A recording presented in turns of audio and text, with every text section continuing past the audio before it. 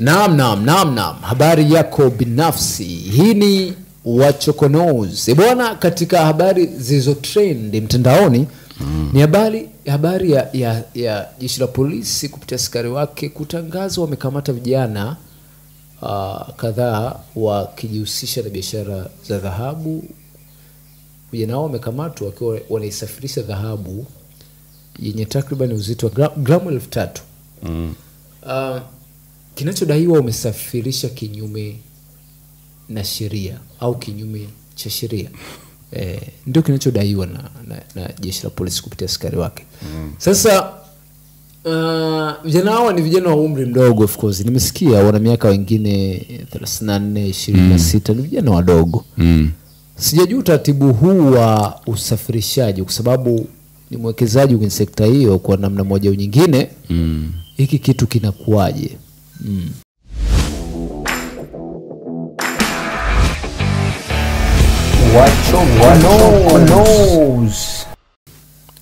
Kwanza mimi niseme nimesikitishwa sana na hiyo taarifa. Naam. Kwa sababu unaijua sekta hiyo vizuri, sio kuijua kwa kusoma, kwa kufanya na kuishi nayo. Naam.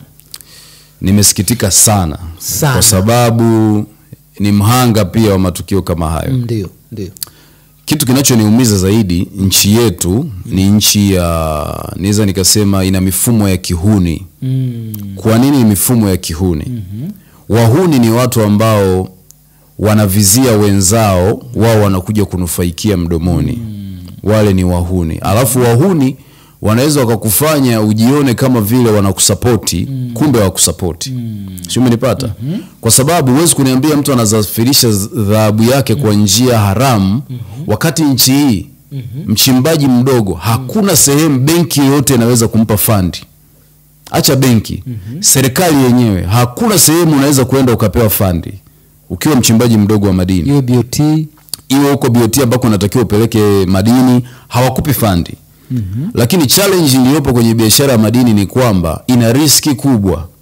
Kwanza huwezi kufanya biashara ya madini kama wewe sio mlimwengu. Utafanya ndio, lazima ule viapo vya kilimwengu, lazima upitie msoto wa kilimwengu ili uweze kufanikisha kupata hayo madini. Hiyo dhahabu jamaa amesema ameikamata, asidhani imepatikana kwa kwenda kuingiza mikono kwenye mchanga na kutoa. Ni process mzee. Watu wameprocess pale mzee, mambo ya kilimwengu ya kutosha. Gramu 3,000 sio kitu cha mchezo. Mzee hapo ndio kusanya michanga kiasi. Hapo lazima uchanjwe kiasi cha kutosha, sehemu zinazoonekana na zisizoonekana. Wanakuchanja kweli. Lazima walimwengu pale wazee washughulike na wewe. Kwa ukiwa mtu wa Allah na mtu wa ende sasa atuonyeshe shehe ambaye ameshapata dhahabu hata kilo moja au mchungaji. Atuonyeshe. Nadhani ni kitu rahisi. Alafu kwa nini nakwambia mifumo yetu ni ya kihuni kwa sababu gani? Mimi naelewa. Mgodini, sehemu unayochimba kitalu kile unachimba. Hata kama ni pori mmelianzisha wenyewe, utashangaa tu wahuni watakuja. Watasema tumekuja kuweka miundombinu sawa, hapa hakuna choo, hapa bla bla bla bla bla bla bla. Utashangaa nyewe wenyewe ndio mmeanzisha pori. Haikuwa kwenye mpango wa serikali, lakini utaambiwa ni serikali. Umeona bwana? Utalipia kitalu kodi. Ukichimba kila gunia unayochimba. Naam. Hivi wale jamaa tunalipa shilingi ngapi? 3,000. Kwenye kila gunia unayochimba shilingi 3,000. Yaani ukijaza mchanga. Sio mchanga, hayo ni mawe na udongo. Ukitoa kwenye shimo hili ukaweka sehemu yako, kila gunia tunalipa kodi shilingi 3,000. Can you imagine? Ili utoe dhahabu kilo moja. Sawa? Inatakiwa uwe na vifusi vya poda visivyopungua roli 50. Unaelewa maana ya roli? Maroli yako ina tofauti. Roli fuso feo zisizopungua 50. Hiyo ni poda. Sasa imagine feo 50. Hiyo dhahabu hapo nazungumzia dhahabu ambayo mchanga wake unasoma PP chini ya 3. Feo 50 na zaidi. Sasa hizo feo 50 ni ambazo zimesagwa. Hizo feo 50 zote utalipa kodi. Lakini kwenye hizo feo ukumbuke kuna gunia moja moja ambayo inalipiwa kodi ya shilingi 3,000 kila gunia. Bado hujaenda kusaga, sehemu uliweka mashine ya kusaga, hiyo mashine unailipia kodi. Hiyo sehemu unalipia kodi. Sio, mlipata? Usage hizo gunia moja moja mpaka utoe feo 50. Sio kitu rahisi. Ili upate dhahabu walau hata gramu 500. Seriously? Hapo nimekuambia dhahabu inatokana na vipimo.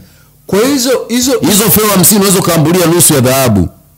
Yaani gramu 500. Gramu 500. Au hata isifike hata 400 kaishia 400.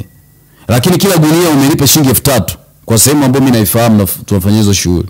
Sio nipata vizuri. Wakati huu serikali alafu hapo wanaokusombea kifusi wale kina mama unawalipa. Kila gunia wale ni shilingi ngapi?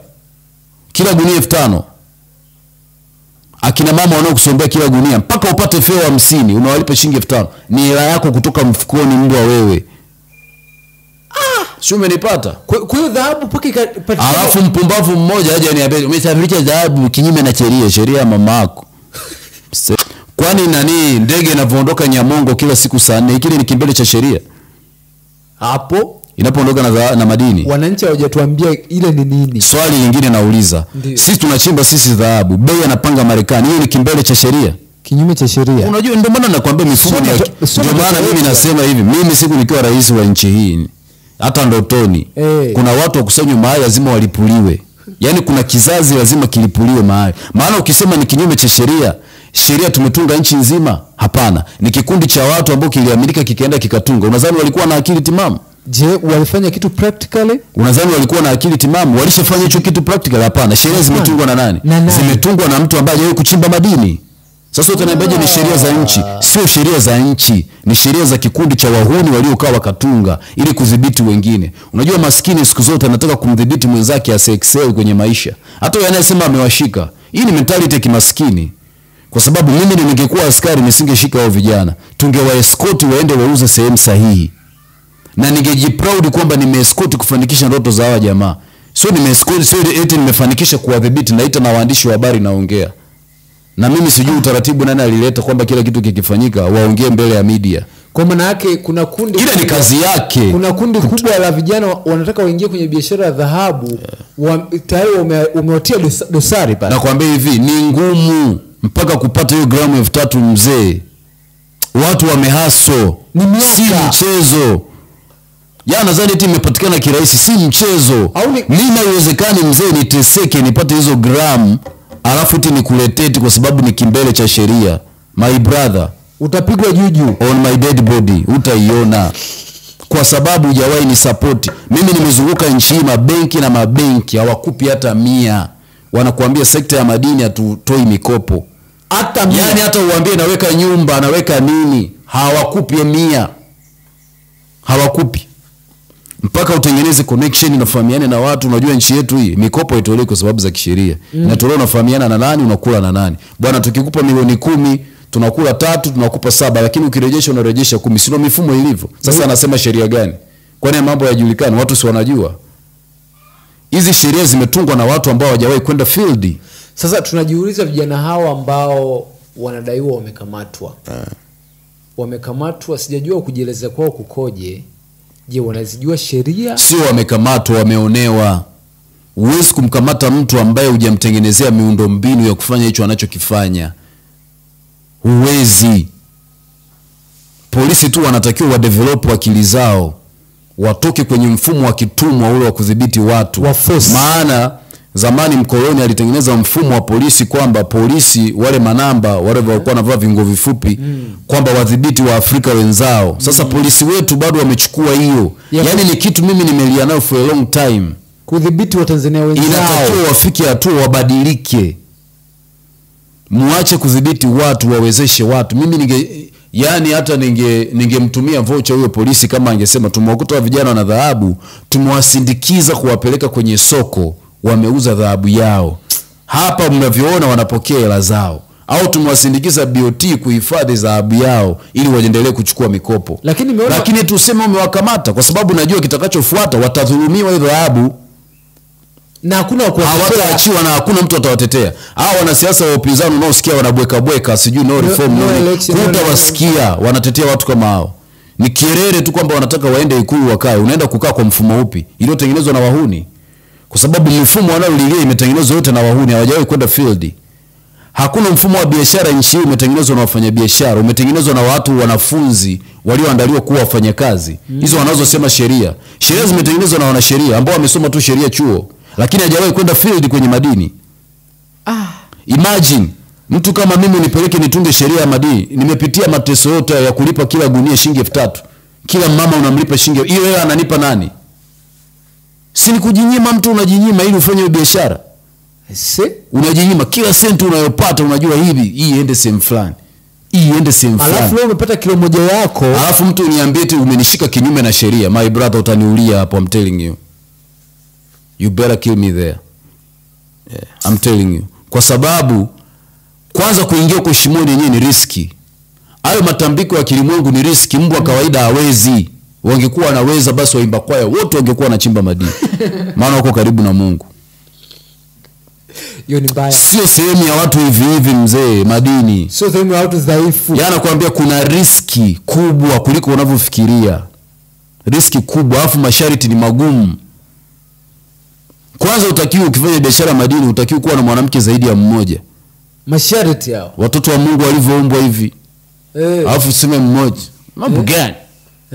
Mambo gani? Mbwa kala mbwa. Mateso. Mateso. Unaona unasema nikijaribu tu yangu inaungua. Nenda unatulia. Kwa ulimwengu wa kuruhusu.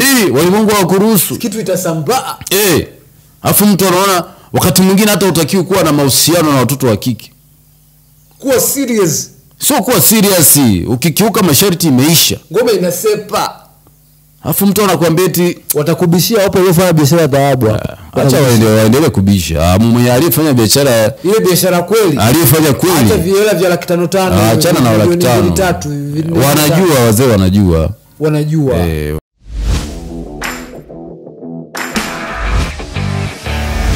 What knows?